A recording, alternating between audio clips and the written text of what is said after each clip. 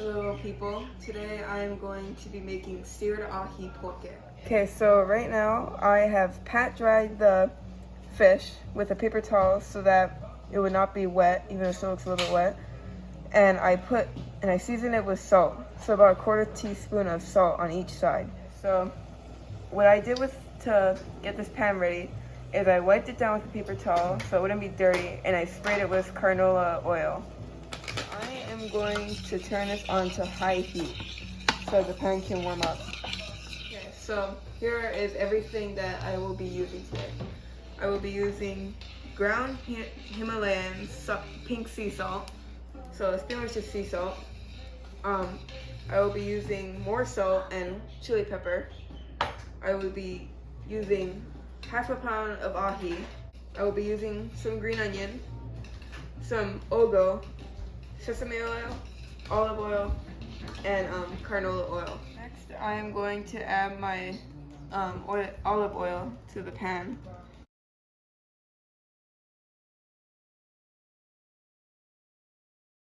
Okay, so next I am going to start just mincing the green onion. So the oil is hot, so I'm going to add a little bit more oil to the pan because it keeps going off to the side. And we are going to add our beautiful fish.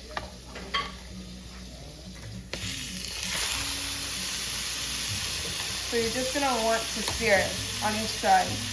You're going to turn on your heat a little bit more. Okay, we're going to flip this one over.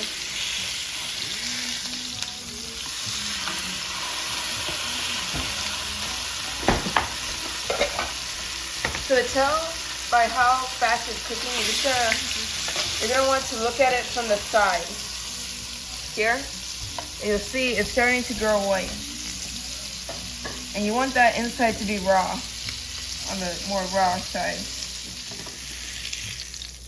Okay, so we're just gonna put it on a plate, and we're just gonna put it in the fridge. Okay, so we have our ahi. It is seared. If you look down through the middle, you can see that it is still raw on the inside. And that's how you sear fish. So, you're gonna take your fish, and on the more rarer side, the less cooked side, you're gonna slice your fish. Just nice slices, long slices. Okay, so next, depending on how thick the fish is, like the slices, we're gonna cut it in half. And if it's like really thick, then we're not gonna slice it in half again. We are going to put it straight in the bowl, ready for poke.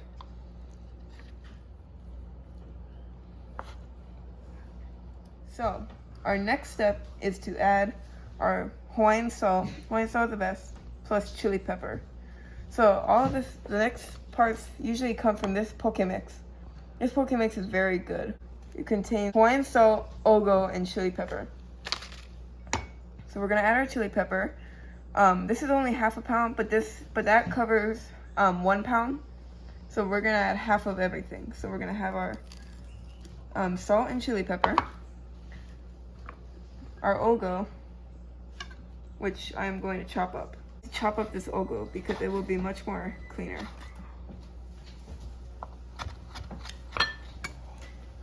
Okay, now that I have chopped up my ogo, I am going to add it to here. So I'm gonna kind of more sprinkle it because I don't want it to be too clumpy. The next thing that we're gonna add is sesame oil. So the recipe, the normal poke calls for 2 tablespoons in this, but we're gonna use 1 because we only have half. And the sesame oil is a secret ingredient, in my opinion, for this. You're just gonna wanna really get it on there. Sesame oil makes it very good. So after we have everything, we're gonna mix it.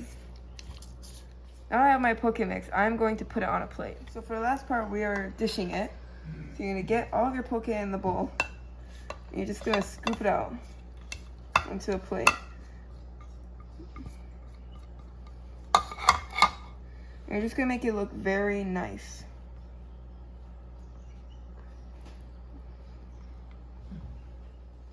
And then for the final part, you are going to add green onion on top.